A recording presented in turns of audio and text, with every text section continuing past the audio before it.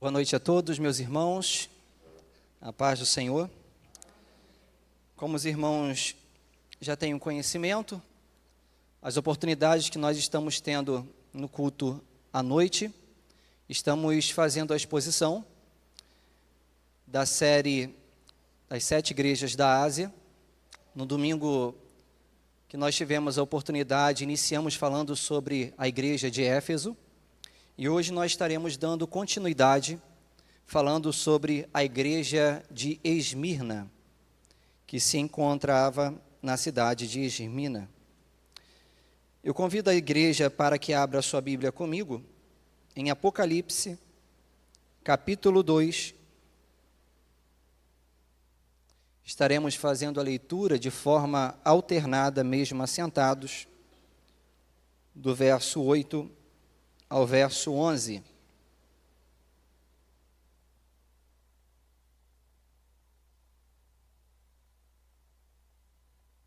Apocalipse,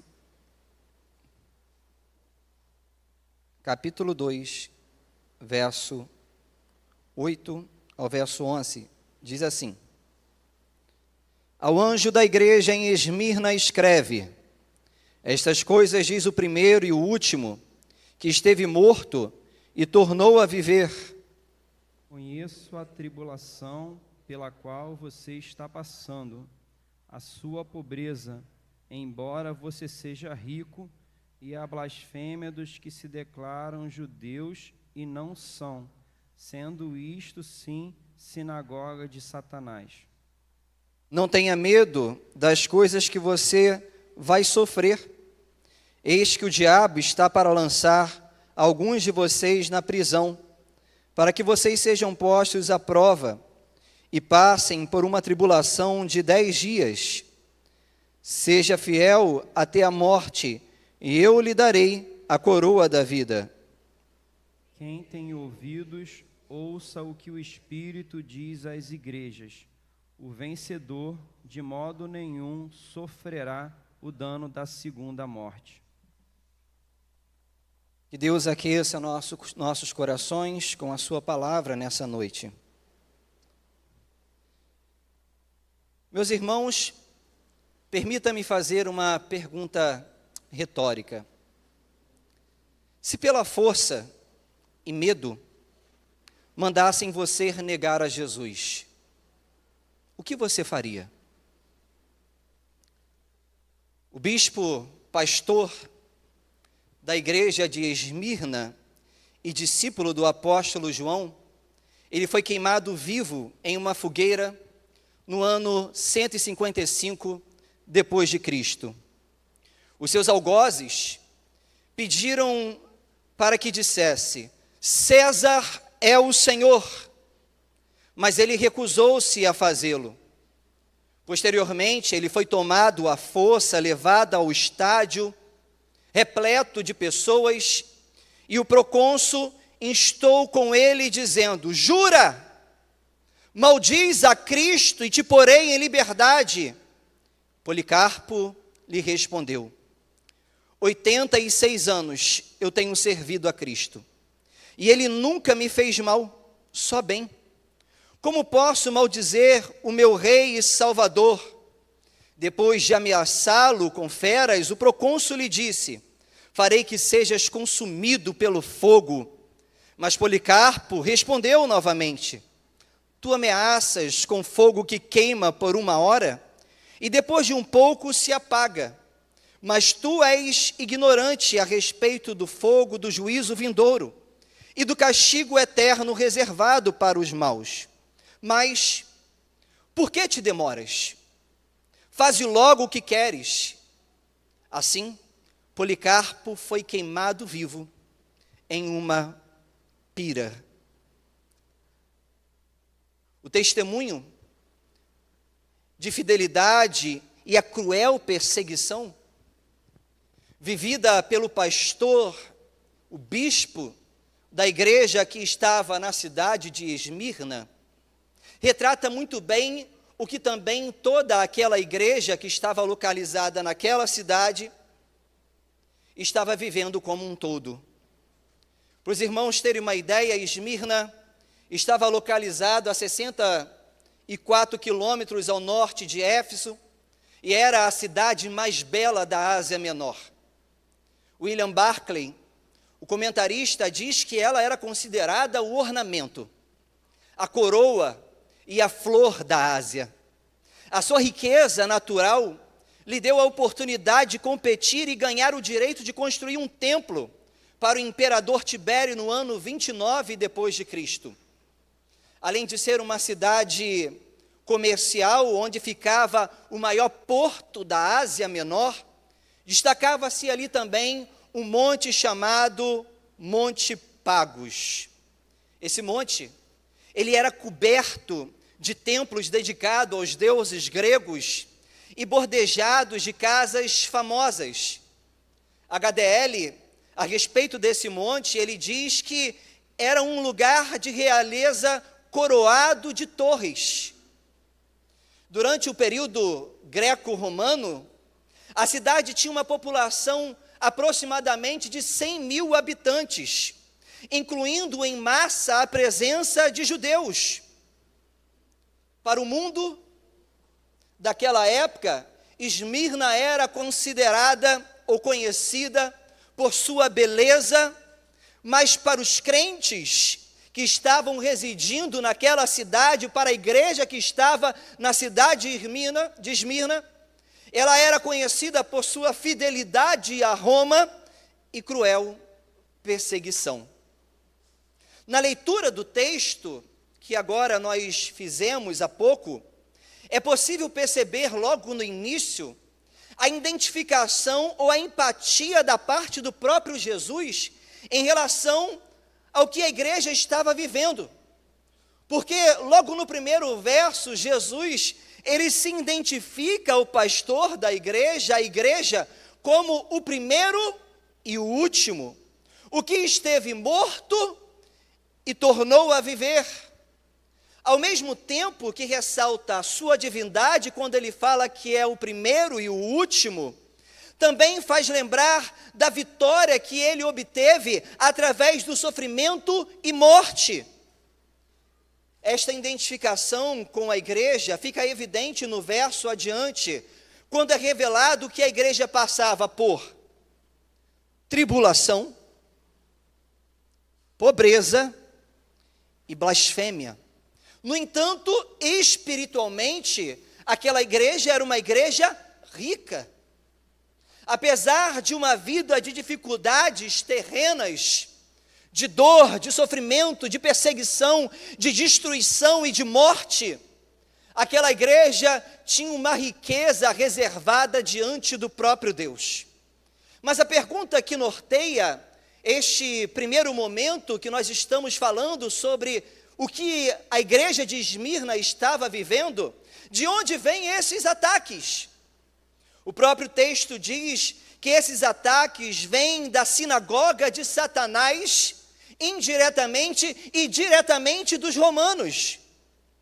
Em Esmirna, como nós falamos agora há pouco, tinha muitos judeus que não acreditavam nos cristãos. A sua perseguição não era diretamente, pois os mesmos influenciavam os romanos para a promoção dos ataques.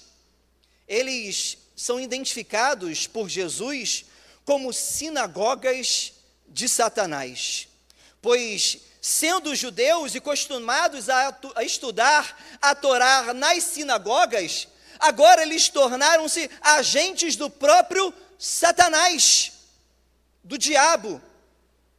Os crentes em Esmirna sofriam ataques dos judeus e dos romanos.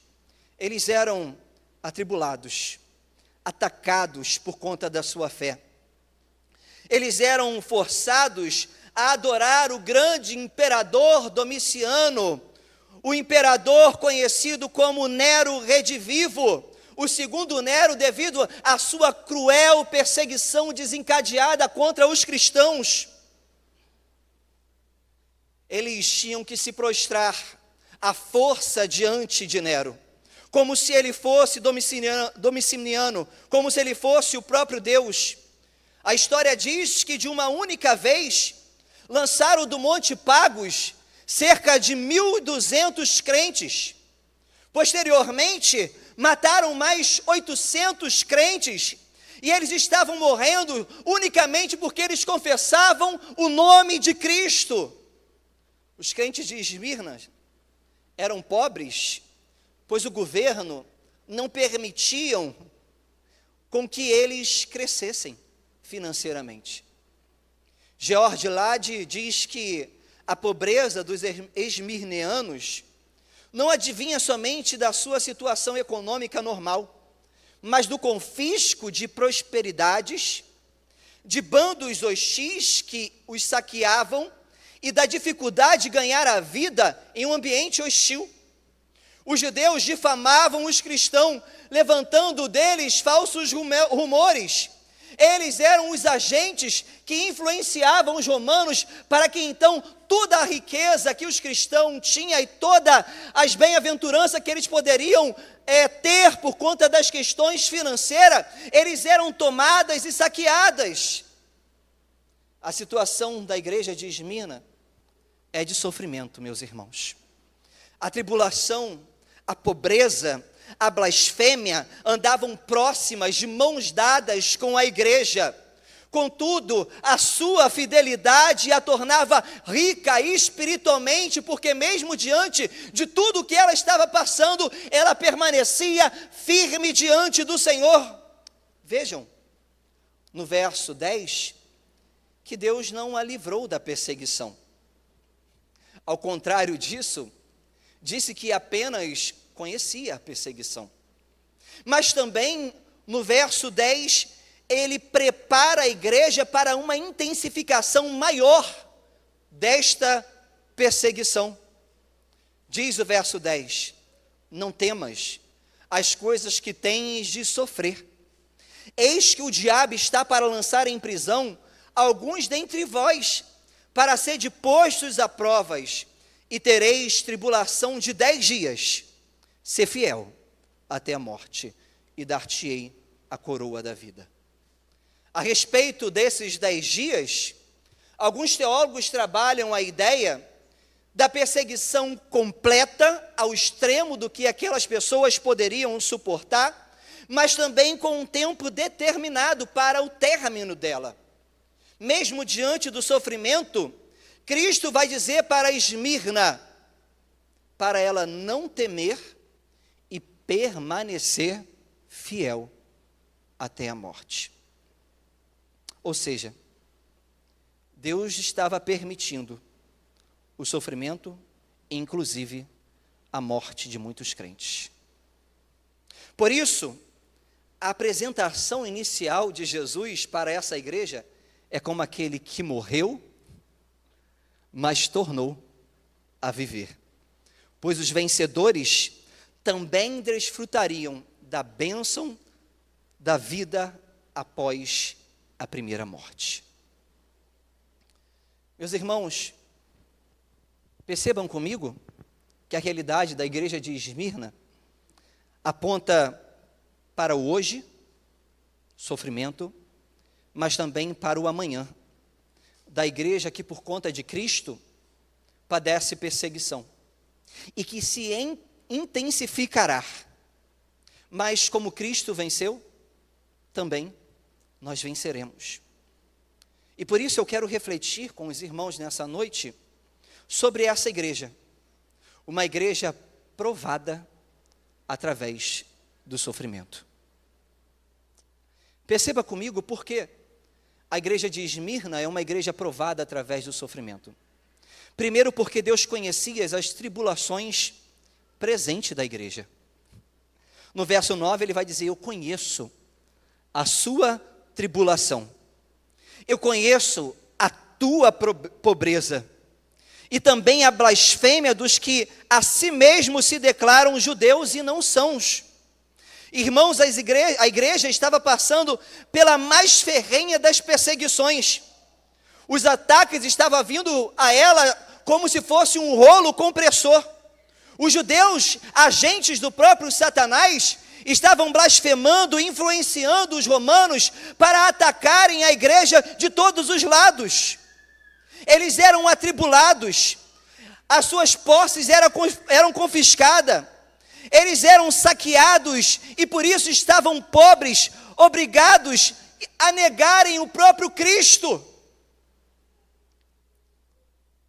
A ideia de tribulação aqui é de um aperto profundo, um sufoco, um esmagamento, a ponto de você dizer o seguinte: eu não aguento mais.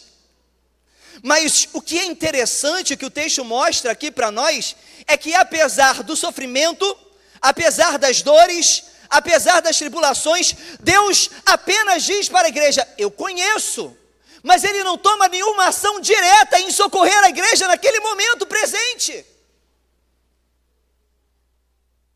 Meus irmãos, como entender o amor de Deus em meio ao sofrimento?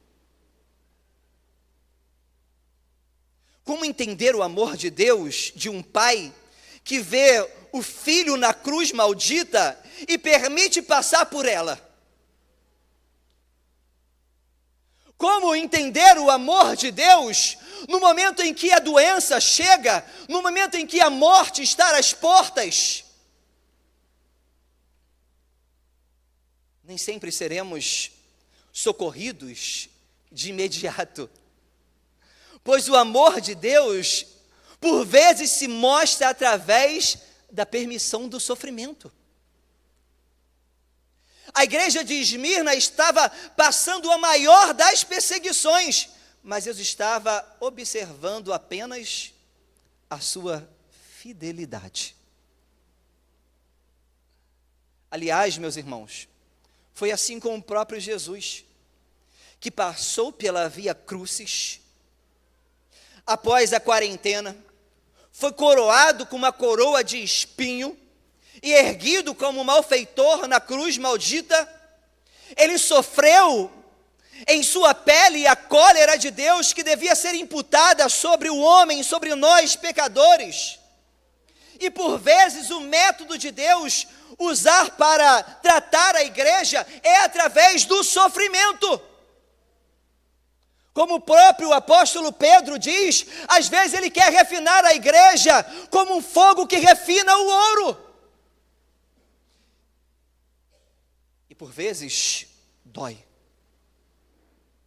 Por vezes nos faz chorar. Por vezes leva o nosso coração a gritar dizendo: eu não estou aguentando mais. Meus irmãos, mas uma notícia que o texto nos mostra é que Deus conhece a sua luta. Ele não está aquém daquilo que você está passando. Assim como Ele permitiu o seu próprio filho passar pela cruz, por vezes também permite que nós carreguemos a nossa própria cruz.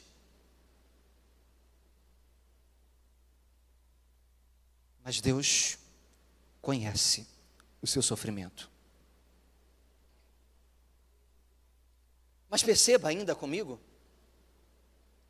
por que a igreja de Esmirna é uma igreja que está passando pela prova através do sofrimento, sendo provada através do sofrimento? Porque também Deus, além de conhecer o presente dela, também conhecia as tribulações futuras que ela iria passar. O texto que nós lemos no verso 10 vai dizer: não temas as coisas que tens de sofrer. Eis que o diabo está para lançar em prisão alguns dentre vós, para serem postos a provas, e tereis tribulações de 10 dias. Irmãos, o que chama a atenção, que a tendência não era de melhorar para a igreja, mas de piora. Ontem, no aniversário, na piscina, nós estávamos conversando, Adriano, presbítero Turli, que às vezes a tribulação só tende a crescer. Acaba uma prova, logo parece a próxima. Sentimos uma dor aqui e depois acolá aparece outra. E às vezes nós não vemos saída e aquilo começa a crescer. E as nossas perguntas a respeito dessa situação começam a aparecer porque nós somos seres humanos, frágeis. Mas o texto nos mostra que Deus aqui estava preparando a igreja para o sofrimento que ainda estava por vir. Ele não estava dizendo que iria cessar, ele estava dizendo que iria aumentar o sofrimento. Deus não estava permitindo Satanás lançar alguns na prisão. Estava permitindo que Satanás lançasse alguns na prisão para serem provados. O HDL diz que a prisão romana era a antessala do túmulo. Os romanos não cuidavam de seus prisioneiros. Normalmente os prisioneiros morriam na cela por fome, pestilência e lepra. E Deus agora estava dizendo para aquela igreja que além de toda a tribulação, blasfêmia e etc., agora alguns deles daí iriam ser lançados nessas prisões. E muitos deles iriam a morrer nessa prisão. Mas ele também diz que a finalidade da prisão era testar os crentes. O futuro da igreja era comparecer diante da banca do teste de Deus. Deus estava e ia testar a fidelidade da igreja de modo completo e com um tempo determinado. Por isso ele diz que seria por 10 dias. Isso lembra a palavra de Jesus para Satanás a respeito de seu servo Jó. Quando ele olha para o seu servo e diz: tens observado o meu servo Jó? Um homem íntegro, reto, que se desvia do mal. Satanás pede para que toque, e o Senhor permite tocar em Jó, em tudo aquilo que ele tinha. O sofrimento começa a vir no mesmo dia. Um dos seus servos chega e lhe conta uma nova. Fogo do céu caiu e consumiu todos os seus bens. O homem mais rico do Oriente agora estava pobre, num lixo, raspando a sua chaga com um caco de telha. Aquele que era cheio de amigo, agora tem 3 amigos, que está do lado dele, levantando interrogações, inclusive se ele tinha pecado contra Deus.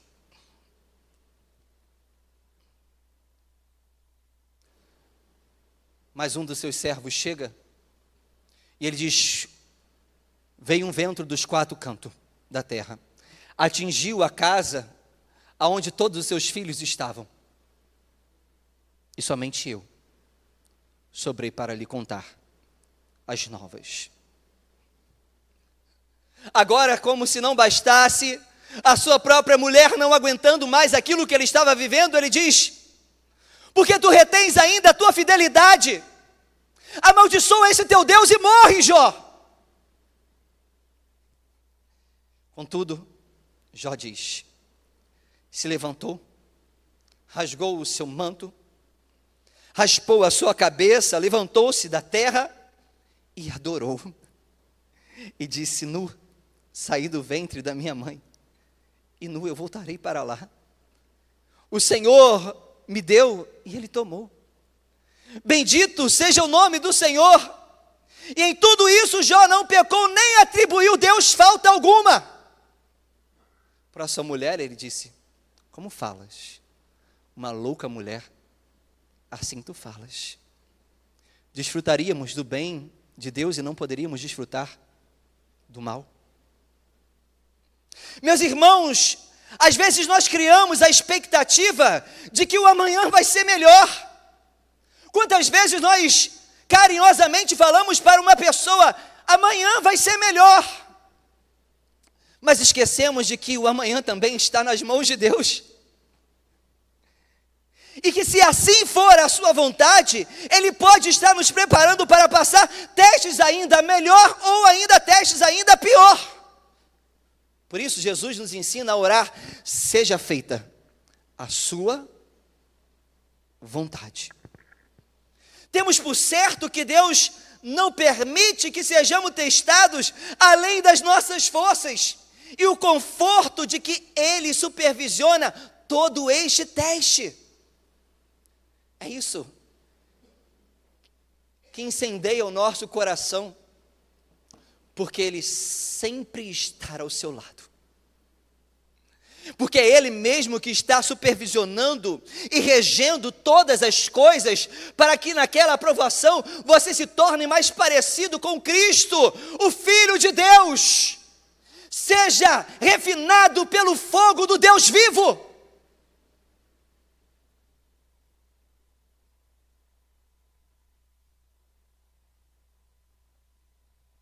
Estamos vivendo, meus irmãos, os princípios das dores. E sabemos que as Escrituras diz que essas coisas só vão piorar. A igreja de Esmirna já estava sofrendo perseguição. Hoje, nós também sofremos perseguições em alguns lugares já diretamente. No Brasil, indiretamente. Quando Jesus está falando sobre o seu sermão, no Evangelho, em capítulo 24, se não falha a memória, ele começa a falar dos princípios das dores, falar sobre a perseguição, falar sobre as pandemias, falar sobre rumores de guerra, falar sobre a ausência do amor, falar sobre o pai se levantando contra o filho se levantando contra o pai. E todas essas coisas estão claras aos nossos olhos. Mas chega um momento, ainda no capítulo 24, no verso 19, que ele vai dizer: ai das que tiverem grávidas e das que amamentarem naqueles dias. Orai para que a vossa fuga não se dê no inverno, nem no sábado, porque nesse tempo haverá grande tribulação, como desde o princípio do mundo até agora não tem havido e nem haverá jamais. Se não tivesse aqueles dias sido abreviados, ninguém seria salvo. Mas por causa dos seus escolhidos, tais dias serão abreviados. O que o texto está nos mostrando aqui é que a igreja não vai sair antes em que aconteça a grande tribulação. A igreja vai passar por dificuldades. A intensificação vai acontecer das perseguições. Assim como Deus estava preparando a igreja de Esmirna para aquilo que iria vir, Deus também já preparou a sua igreja para aquilo que vai acontecer nos últimos dias. Se prepara, porque aquilo que nós estamos vivendo ainda é flores do que virá.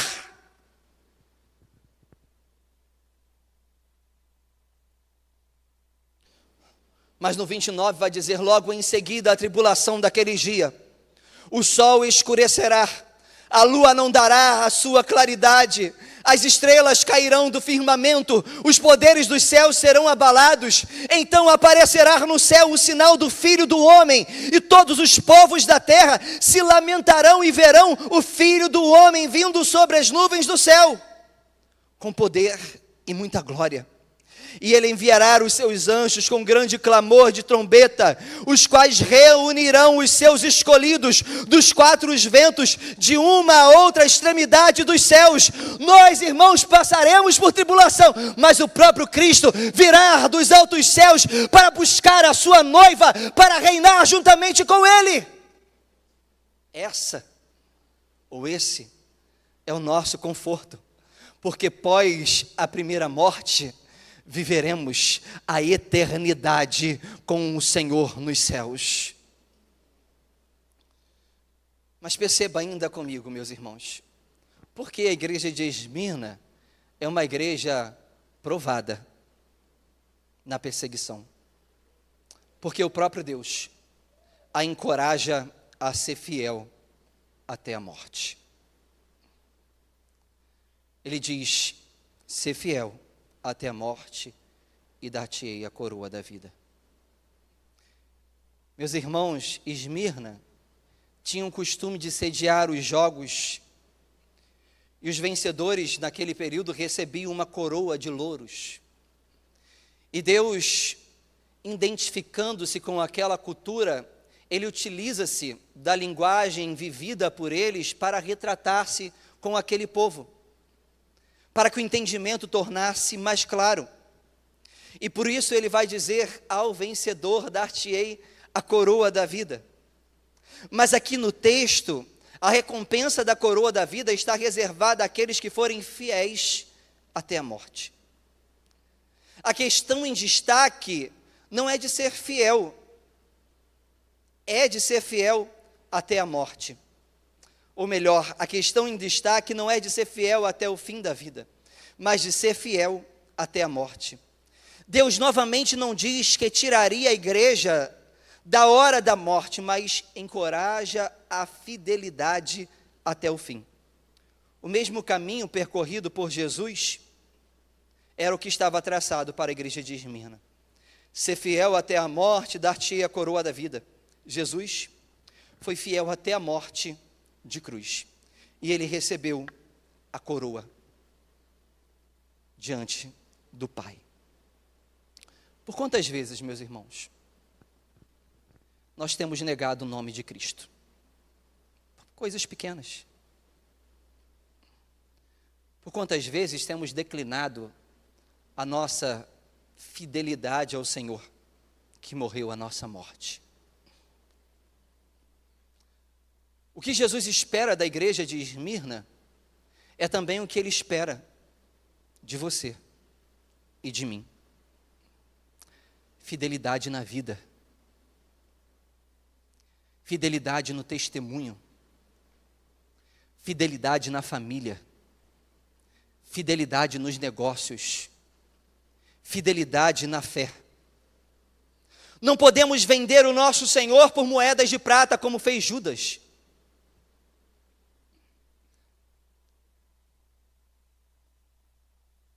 Precisamos, jovens, ser fiel a Deus no namoro. Precisamos, casados, ser fiel a Deus no casamento.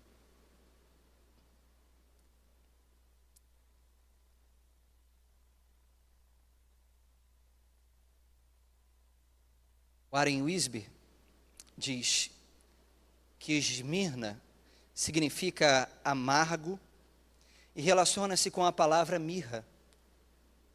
Uma erva amarga que, após passar pelo esmagamento, exala um aroma perfumado. John MacArthur diz que a igreja em Esmirna exalava um aroma perfumado de fidelidade a Deus. Está sofrendo, irmãos? Está doendo a perseguição? Permaneça fiel ao seu Deus. Ele conhece você, sabe até onde você pode suportar. Nós precisamos exalar o perfume da fidelidade a Cristo.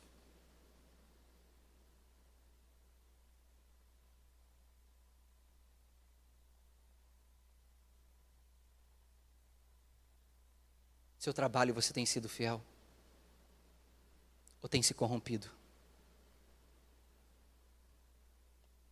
Adolescente, com seus amiguinhos, você tem sido fiel a Deus? Ou tem se corrompido? Jovens, na faculdade, você tem sido fiel a Deus? Ou tem se corrompido? Igreja, temos sido fiel a Deus? A perseguição é dolorida e o sofrimento é um método de Deus para alinhar os seus filhos à semelhança de Cristo. Ele espera de nós fidelidade até a morte. Imagine comigo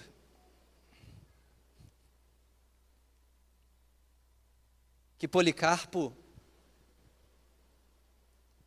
diante dos seus algozes, ele disse: eu não vou gritar o nome de César como meu Senhor. Há 86 anos de toda a sua vida, ele só tinha desfrutado do bem e da misericórdia de Deus. O bem e a misericórdia de Deus estava seguindo Policarpo. Como ele negaria o seu Senhor, o seu Salvador e o seu Rei? Mas aquilo foi intensificado, porque agora ele foi colocado em pressão ainda maior. Pegaram ele à força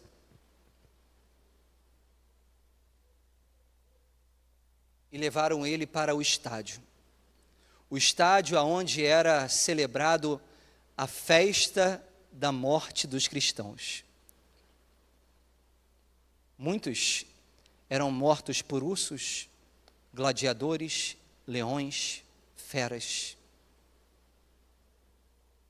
Nero iluminava a cidade, colocando os crentes em madeiras, derramando óleo sobre ele e acendendo fogo. Domiciano agora é o Nero redivivo. É o mesmo que lança João na ilha de Patmos para ser preso. E agora toma Policarpo e leva ele diante do procônsul, diante de um estádio lotado de pessoas. O procônsul diz: eu vou lançar você para as feras se você não negar e maldizer o seu Deus agora. Negue!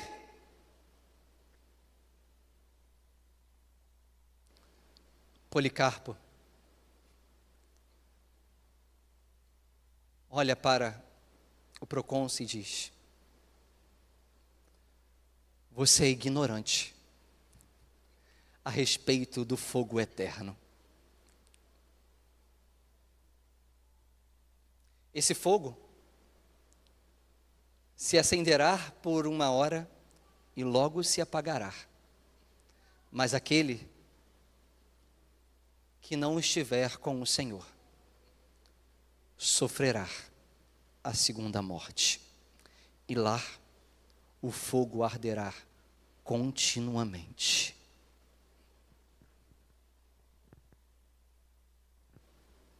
Quem tem ouvidos, ouça o que o Espírito diz à igreja. Feche seus olhos.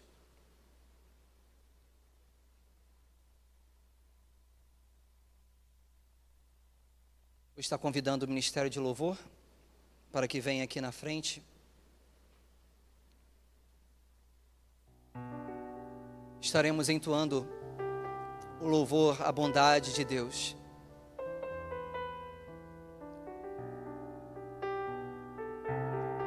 A igreja vai se colocar de pé. Estaremos refletindo sobre aquilo que Deus fez e tem feito pelas nossas vidas.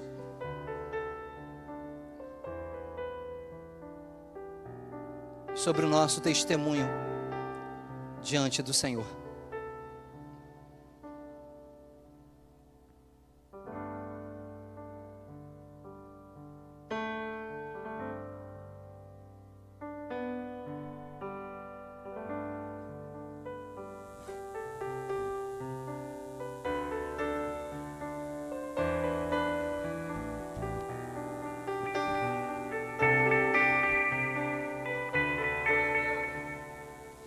Te amo, Deus,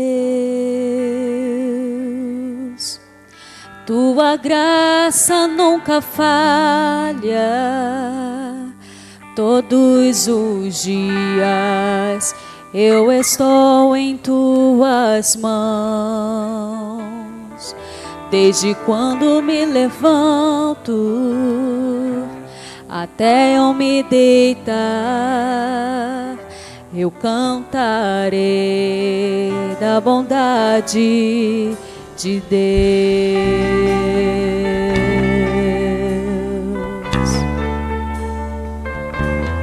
Oh, oh.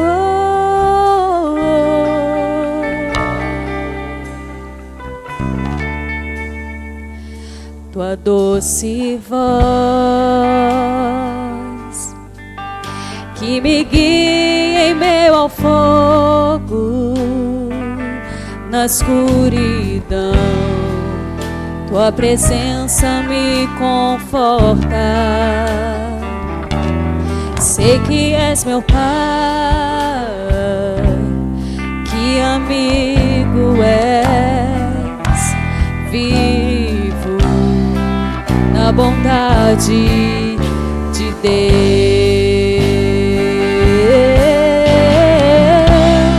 És fiel em todo o tempo,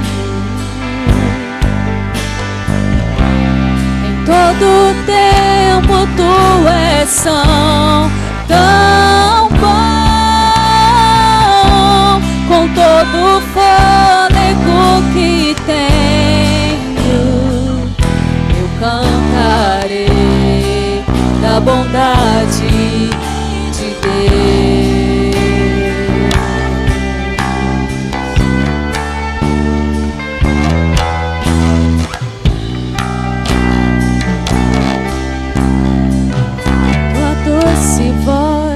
Tua doce voz que me guia em meio ao fogo, na escuridão, tua presença me conforta. Sei que és meu Pai, que amigo és, vivo na bondade de Deus.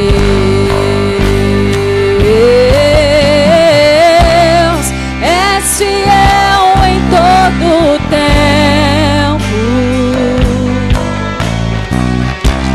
em todo o tempo tu és são, tão bom, com todo o fôlego que tenho, cantarei da bondade de Deus.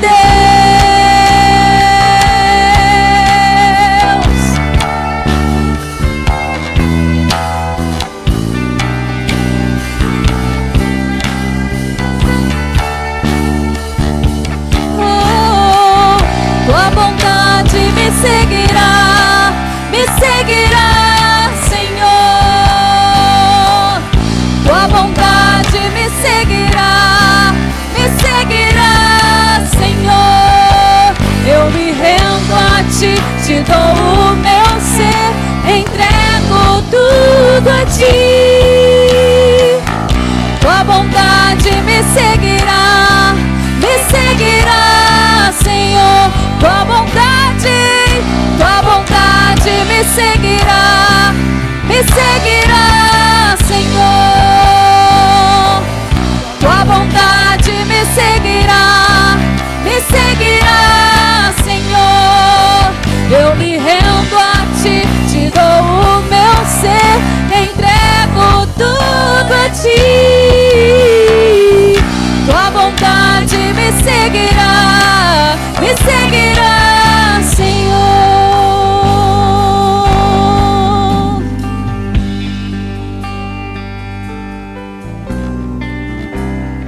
És fiel em todo o tempo, em todo o tempo tu és são, tão bom, com todo o fôlego que tem. eu cantarei da bondade de Deus.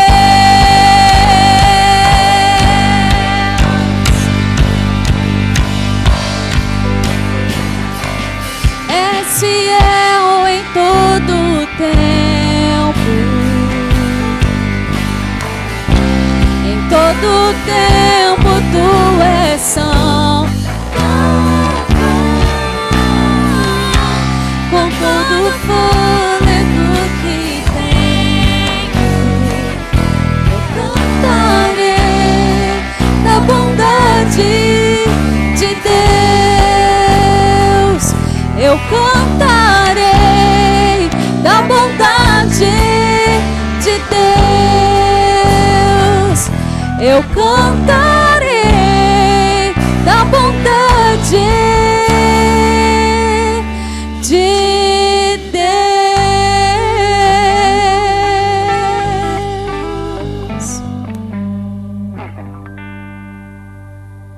Foi feita uma pergunta no início, é como entender esse pai que vê o filho sofrer e às vezes não toma nenhuma ação, permitindo ele passar pelo fogo. O próprio texto diz, meus irmãos, nós não sofreremos a segunda morte, porque o Cristo, Ele já venceu por nós. Nós viveremos a eternidade com Ele, porque Ele é fiel em todo o tempo.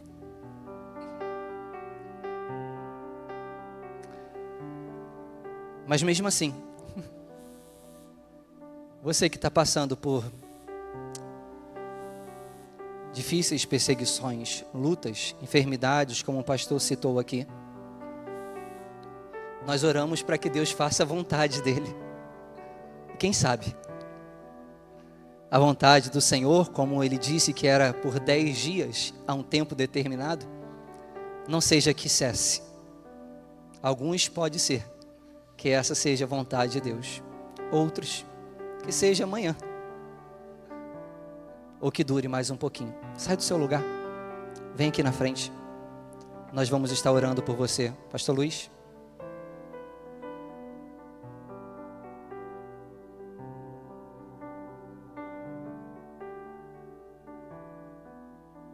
Podem vir. A gente acabou de dizer que a gente vai cantar da bondade de Deus. Eu cantarei da bondade de Deus. Ser fiel até a morte. É verdade que a vida, conforme o nosso irmão seminarista pregou, a vida cristã para você seja de luta, seja de dor, seja de sofrimento, mas nada disso mede o sofrimento que Ele passou na cruz por nós.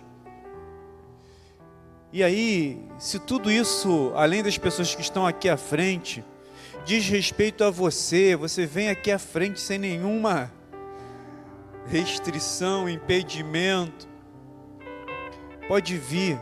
Eu quero estender esse convite também para você que está aqui e deseja que a tua família estivesse aqui. Você que está passando por lutas, é o teu pai que não vem, é a tua mãe, é a tua esposa, é alguém da tua família, você sofre com isso, porque você deseja que toda a tua casa sirva ao Senhor. Você deseja que o Espírito Santo faça uma obra completa na sua família. E você quer aqui se posicionar: Senhor, eu estou agora levantando a minha oração pela minha família, para que eles possam desfrutar dessa bondade de Deus, cantar essa bondade de Deus, qual muitos não entendem. Se isso diz respeito também a você, vem aqui à frente, para nós orarmos juntos, intercedendo pela nossa família, pelos nossos irmãos. Não desistam, continue orando por eles, intercedendo, porque muitos deles não entendem o que Policarpo viveu, 86 anos, mas no final ele vai dizer: 86 anos eu sirvo esse meu Deus, ele nunca me negou. Como eu vou negar? Só crente sabe disso. Só crente sabe o que é passar pelo fogo, mas não corre do fogo. Passa pelo fogo porque sabe que por aquilo que ele fez em sua vida. E você quer que a sua família também desfrute desse momento. Essa é uma oração de intercessão, meus amados irmãos. Eu me estendo um pouquinho, porque o que o nosso irmão pregou é o que muitos têm negado em muitos lugares, em muitas igrejas, que nós não vamos sofrer, que a vida cristã não é de luta, não é de sofrimento, é de luta sim, é de sofrimento, mas nós adoramos a esse Deus, nós cantamos a sua bondade, porque Ele é fiel em todo o tempo. Oremos juntos. Obrigado, Senhor, pela tua fidelidade, pelo teu amor conosco. Quando entendemos este amor, quando entendemos que a tua bondade, a tua misericórdia nos seguem, quando surgem as reveses da vida, nós não nos afastamos do Senhor, porque sabemos que o Senhor tem um propósito, que pode ser 10 dias, que podem ser mais dias, que podem ser durante toda a nossa vida, pois o texto e o versículo diz: ser fiel até a morte, ainda que você tenha que morrer, porque eu vou te dar a coroa da vida, eu vou te abençoar.